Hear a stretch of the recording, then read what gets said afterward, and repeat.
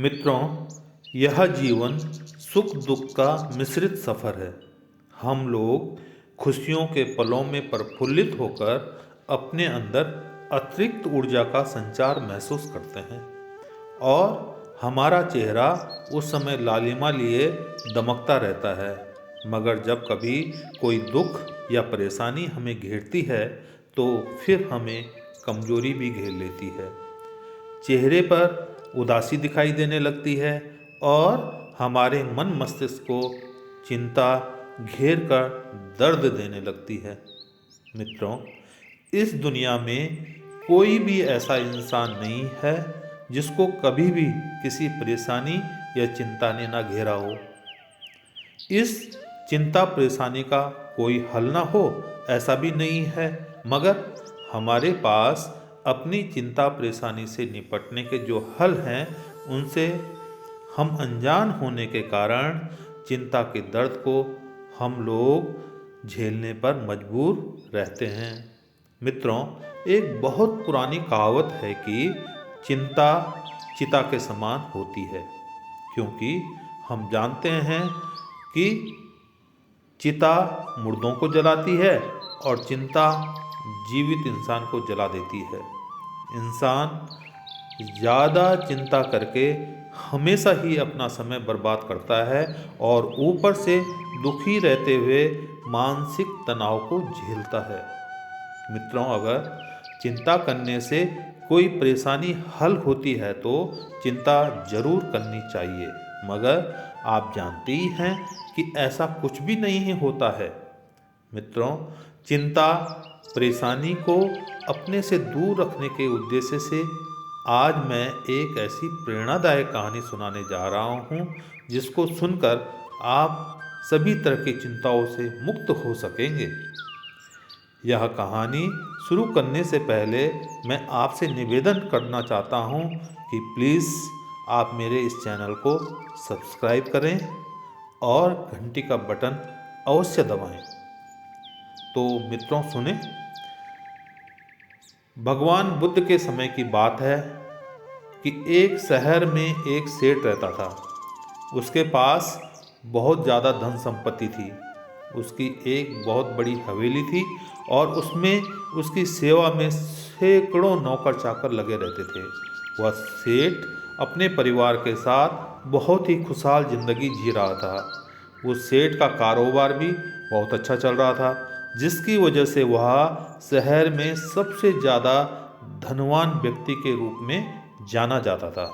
एक दिन उस सेठ ने अपनी पूरी धन संपत्ति का हिसाब लगवाया तो उसे पता चला कि उसके पास सिर्फ इतनी ही धन संपत्ति है जिससे उसकी अगली एक पीढ़ी आराम से अपना जीवन यापन कर सके।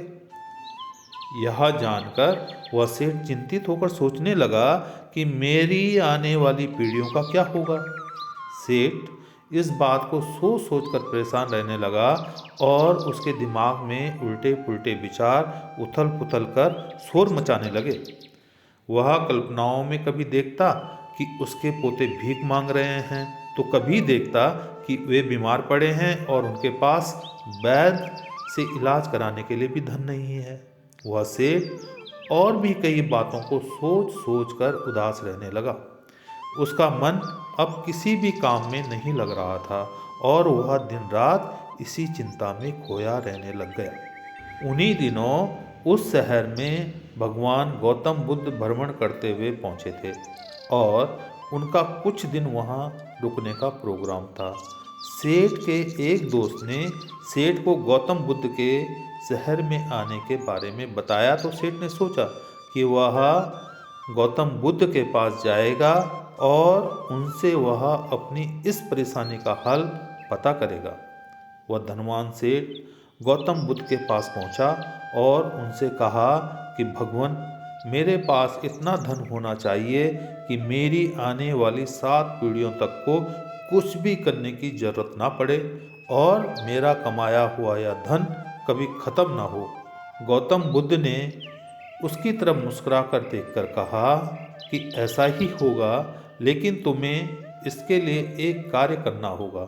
तुम एक काम करो, तुम्हारे घर के सामने ही एक टूटा फूटा घर है जिसमें एक बहुत ही गरीब माँ और बेटी रहती हैं।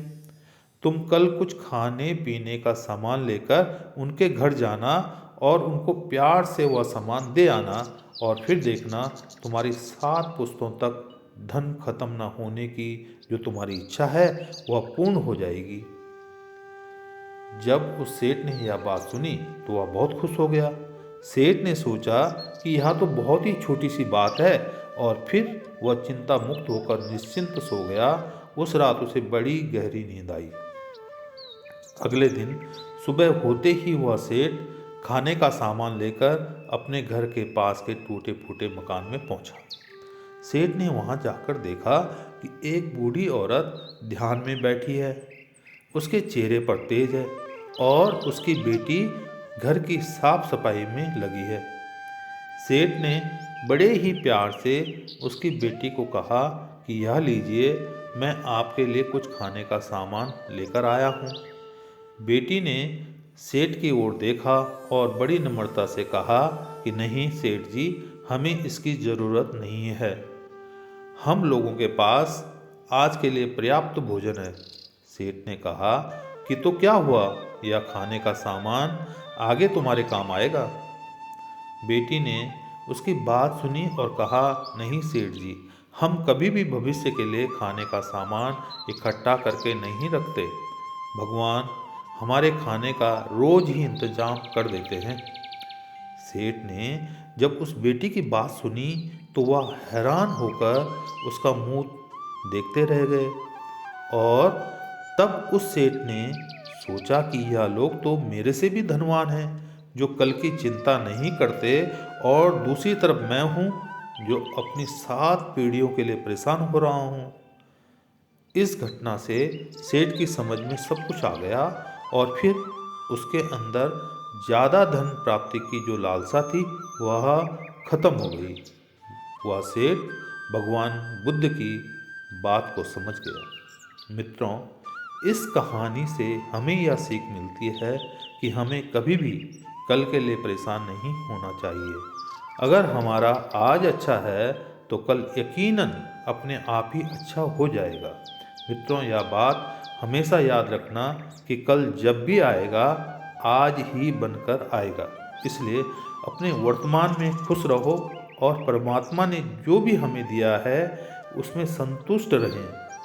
मित्रों, हमें अपने जीवन को हंसी खुशी बिताते हुए अच्छे सामाजिक कामों और परमात्मा की भक्ति में लगना चाहिए, जिससे हम चिंता मुक्त जीवन जी सकें।